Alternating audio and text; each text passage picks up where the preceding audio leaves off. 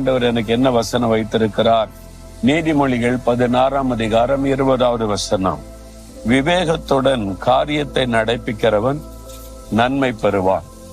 உங்களுக்கு ஒரு நன்மையான காரியம் நடக்கணும். உங்களுடைய பிள்ளைகள் காரியத்துல அல்லது உங்களுடைய பிசினஸ் காரியத்துல, ஊழிய காரியத்துல ஒரு நன்மை தடைப்பட்டுக்கிட்டே இருக்கிறது. இந்த நன்மை மாத்திரம் நடக்க மாட்டேங்கன்னு சொந்து போயிருக்கிறீங்களா? விவேகத்தோடு காரியத்தை நடப்பிக்கிறவன் அவன் நன்மை பெறுவான்.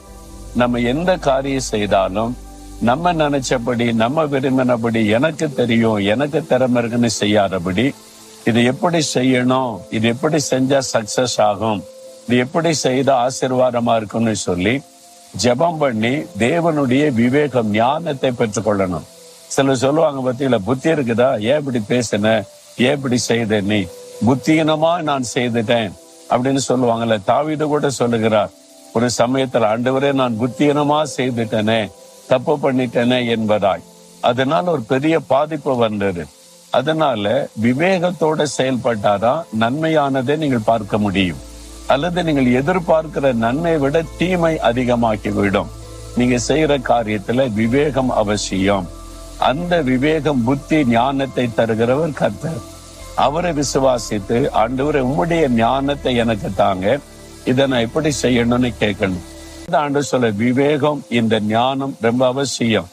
நான் எனக்கு தெரியும் அப்படின்னு பெருமையில செய்து நிறைய மாட்டிக்கிட்டீங்க. நிறைய தோல்வி, நிறைய ஏமாற்றம், நிறைய தடைகள். இனியாவது அதை விட்டு ஆண்டவர்கிட்ட சொல்லுங்க, நான் தப்பு பண்ணிட்டு ஆண்டவரே, என் சொந்த பலம், ஞானம், புத்தியை சார்ந்துட்டு என்னை மன்னிச்சிருங்க.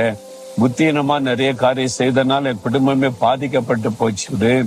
என் பிசினஸ்ல பாதிப்பு வந்துட்டு, தவறான தீர்மானம், புத்தீனமா செய்த காரியம். அப்ப உம்மிடத்துல ஆலோசனை கேட்காம, உம்முடைய ஞானத்தை பெற்றுக்கொள்ளாம நான் செய்த காரியத்தினால்தான் இவ்வளவு காட்டும். இன்றைக்கு என்ன ஒப்பு கொடுக்கிறேன், எனக்கு இதுல ஞானம் கொடுங்க, வழிநடத்தல் தாங்க அப்படின்னு கேளுங்க. இந்த தீமை நன்மையா மாறிடும், தடைகள் ஆசீர்வாதமா மாறிடும், நஷ்டம் உங்களுக்கு லாபமாய் மாறிடும். அற்புதத்தை நீங்க காண்பீங்க. ஆண்டவர்கிட்ட சொல்றீங்களா, இயேசுவே நான் தப்பு பண்ணிட்டேன், நான் விவேகத்தோட உங்களுடைய ஆலோசனை கேட்டு நடக்காம என் விருப்பப்படி என் புத்தியை சார்ந்துட்டு என்னை மன்னிச்சிருங்க. இன்றைக்கு என்னை ஒப்பு கொடுக்கிறேன். இந்த காரியத்துல நான் என்ன செய்யணும், எப்படி செய்யணும், விவேகத்தை எனக்கு தாங்க, ஞானத்தை தாங்க, வழிநடத்தல தாங்கன்னு கேளுங்க. இன்றைக்கு அதுக்கு ஒரு சொல்யூஷன் ஆண்டு தந்துறார் பாருங்களேன்.